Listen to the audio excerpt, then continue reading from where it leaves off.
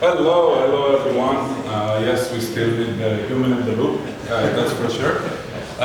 So, how many people here do touch on cloud infrastructure directly, work with AWS services directly, like EC2, Lambda, etc.? Okay, about half the crowd. So I think that in this conversation, we're going to take you through how to think about automation and how AI will change that. And our examples will be mostly from the realm of cloud engineering or CloudOps, but the same applies to almost any business process.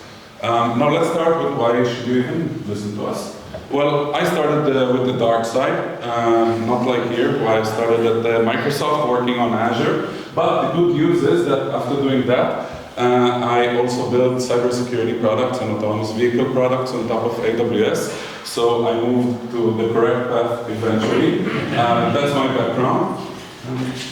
So I'm Wagner, and I've basically spent the last 14 years working in FinOps. So helping companies understand the business value of their clouds. Yes, indeed. So let's talk about why we even want to talk about cloud automation. What even is it? So effectively, cloud automation is really helping you to understand and drive end-to-end actions across your organization. I guess you could think of it in three different ways, which is to lost my train of thought for a second, to basically sort of eradicate manual and error-prone tasks, and more moving into the automated and arguably with human-in-the-loop approval tasks, where it's much more automated. So, and also, most importantly, governance.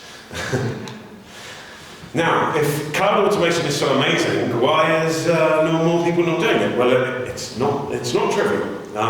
It's actually quite tricky. And actually, the more and more companies we talk about, the more we understand that it's not necessarily a people problem. It's an organizational hurdle.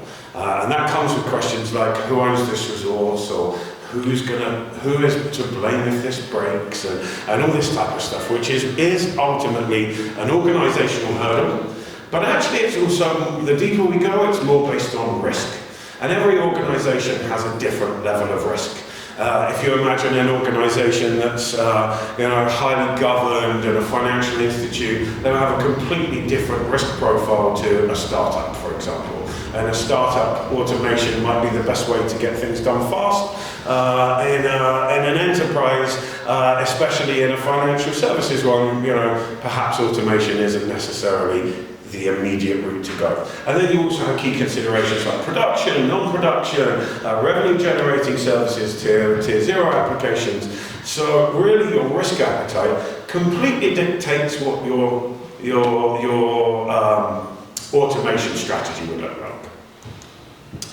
What should we even automate? Again, I think we like to think of this in three different ways. So you have the low-risk types of opportunities, for example, things like TTL policies for snapshots, or medium-risk policies like right-sizing, which might affect some of your, which would more need a human approval, let's say, to actually push these through. Or maybe it's the high-risk stuff, so critical service changes or production workload modifications. How do we think about we should automate those? The simple answer is you don't want to automate everything. You can't just go in and say, oh, we'll automate everything 100%. So actually those low-risk opportunities are the ones where you can think about more full automation. The medium risk is where you want to have a human approval. And then the high risk, arguably you don't want to do anything except be informed and track. So have the data in a better place and be able to have a human make the decision on what happens next. Yeah. So when we want to talk about how AI will change automation, first we need to look at what existed before we started implementing AI. And AWS has definitely been leading the way with this. But we had various tools. We always started with doing manual work, right, ourselves to figure out what it is we want to implement. But then we moved to a variety of tools that create elasticity. Autoscaling is a great example. But there we need to know exactly the rules which we autoscale based off, and that's not always easy. We had policies, and policies are still extremely useful, but they are a yes-no question. It's hard to create complex decision trees and for sure reasoning and anything of that sort. So it fits certain use cases, but not others. And then, when we wanted to build something more elaborate, we would go to other tools, like building custom scripts, which I'm sure all of you here are, which are in CloudOps or DevOps, part of your day-to-day, sometimes you find yourself writing a script. But that also suffers from problems because if your job is not to full-time software engineer an internal solution, then in the end, you might find that you are under-resourced and it's hard to maintain on the long run. The next level we go to is cloud no-code, low-code tooling, like AWS Runbooks, for example, which can help us build automations that are a bit more high-level and implement things without thinking about each and every integration that we need to build. Okay, great tools. We have a great stack of tools, but how will AI change all of that?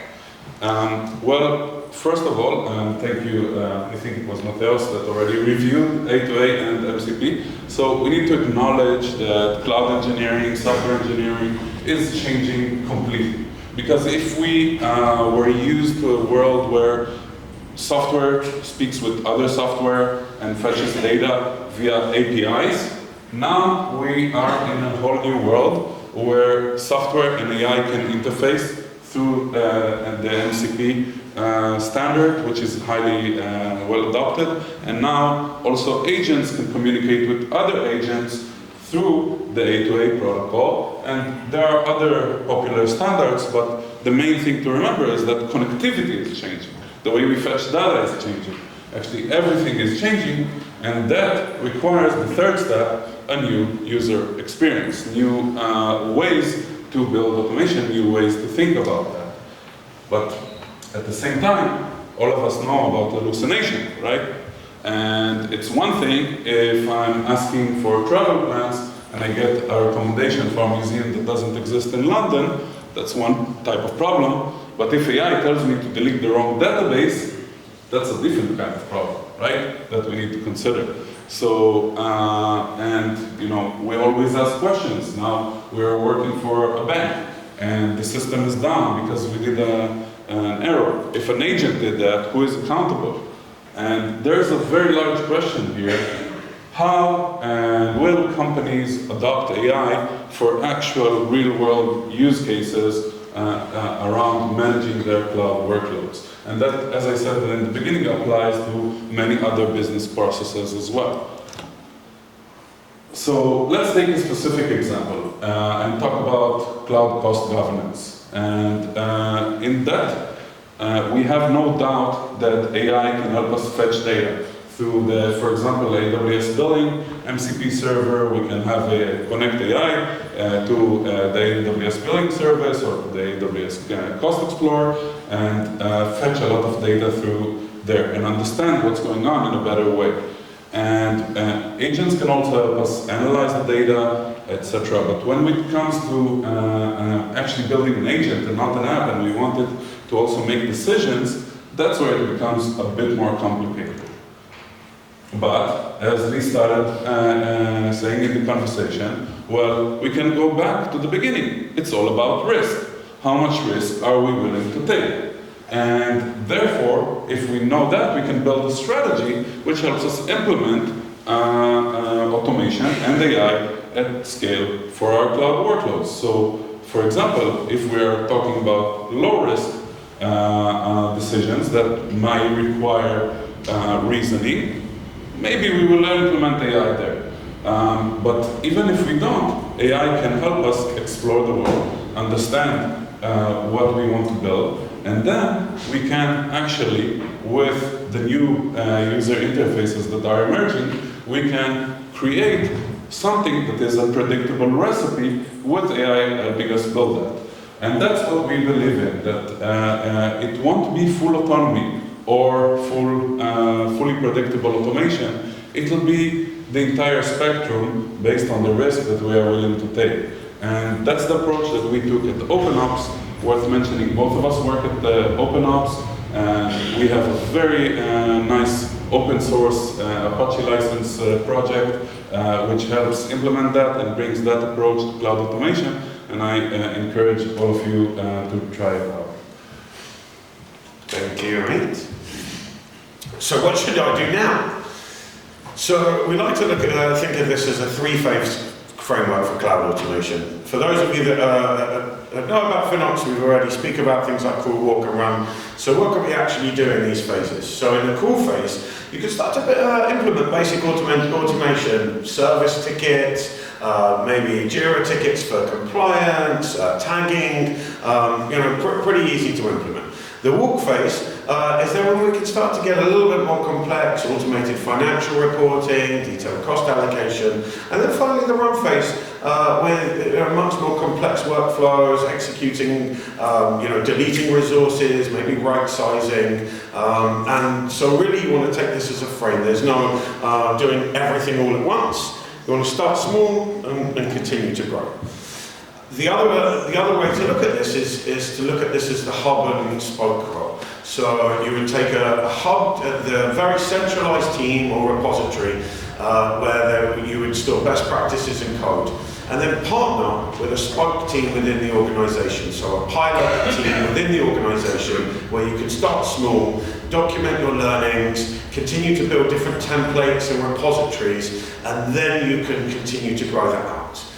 In addition, there's a number of open source tools that you can also look at, whether it's Cloud Custodian for policy enforcement, OpenCost. I won't mention the bottom one because Amit's just done it. So, but again, the important thing is start small, demonstrate value, and then you can scale gradually across your teams.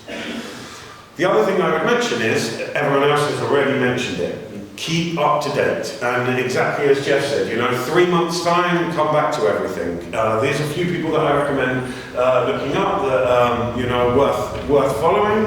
In addition, tools to experiment with. We've already mentioned some of the MCPs, the Copilot tools, but recheck every few months because everything is improving at breakneck speed. Other than that, if anybody's got any questions, if not, there's our LinkedIn profiles as well, and we'd be more than happy to speak to any of you.